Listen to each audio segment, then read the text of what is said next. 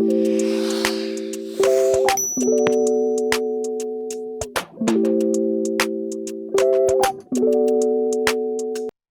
болдог бол бүх сөрөг мэдрэмжүүдийг байхгүй болгоод зөвхөн эерэг зүйлийг мэдэрдэг, эерэг сэтгэл хөдлөлийг хөдөлтэй амьдардаг тийм байвал ямар гоё.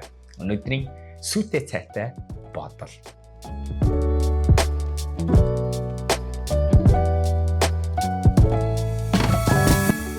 За тэгэхээр түрүүчийн ярьсан шиг уул нь бол бид нар болдог бол энэ нэг сөрөг мэдрэмж юу, сөрөг сэтгэл хөдлөлүүдийг байхгүй байлг маань. Тэгээ энэ дотор юу орж байгаа?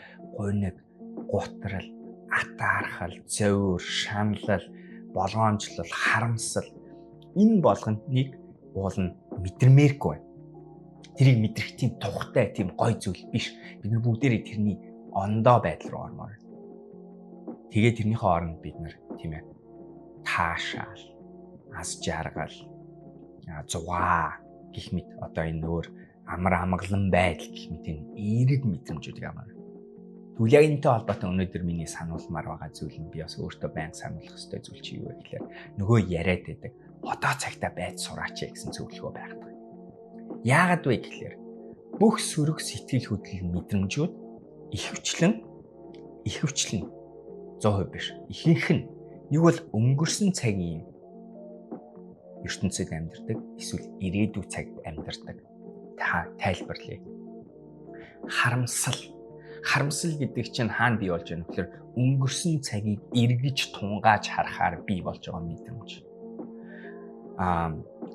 Гутрал өнгөрсөн цагт бий болсон. Гуниг өнгөрсөн цагт, болгоомжлол ирээдүйн цагт бий болгож байгаа зүйлийн тухай бодохоор. Өөрөөр хэлбэл энэ тарих бодол гэдэг зүйл чинь одоо цаг дээр байхгүйгээр нэг бол өнгөрсөн зүйлийн тухай бодохороо эсвэл ирээдүйн зүйлийн тухай бодохороо тэнцээ бид нар сөрөг мэдрэмжүүд, сөрөг сэтгэл хөдлөлүүдийн ихэнх нь оршдог гэдгийг хэдүүлээ санах хэрэгтэй. Эсвэргээрээ ихэнх эерэг сэтгэл хөдлөл мэдрэмж нь хаана оршдог гэхээр одоо цаг дээр оршиж амьдардаг гэдгийг хэдүүлээ санах хэрэгтэй. Тийм ч болохоор нөгөө буддизмын ярьдаг, нөгөө бидний ярьдаг зүйл чинь юу гэхээр одоо цаг дээр байж сурах тухай дандаа ярьдаг байдаг. Гэхдээ би нэг үгийн сольч одоо цаг дээр байж сурах биш, орчиндоо байж сур гэдгийг би сануулмаар. Орчиндоо байж сур гэдэг нь яг одоо эргэн тойрон орчиндоо байгаа зүйлийг л ажиглаад мэдрээ сурч. Тэгвэл тэр нь өөрөө буцаага таныг одоо цаг дээр байлгадаг. За энэ хэрэгтэй байсан өнөөдрийн бодол. Өнөөдрийн кофетэй сүйтэй цайтай бодол юу гэж бодож байна? Коммент секцэд санал бодлоо бичээрэй. Тэгээд дараач видеогоор уулзцгаая. Анх удаага миний видеог үзэж байгаа бол subscribe хийгээ битгий мартаарай. Бид нэр YouTube дээр 7 хоногт 2-3 ширхэг шинэ видео оруулдаг шүү. За ингээ балер өдөр байцгаарай. Дараач видеогоор уулзцгаая.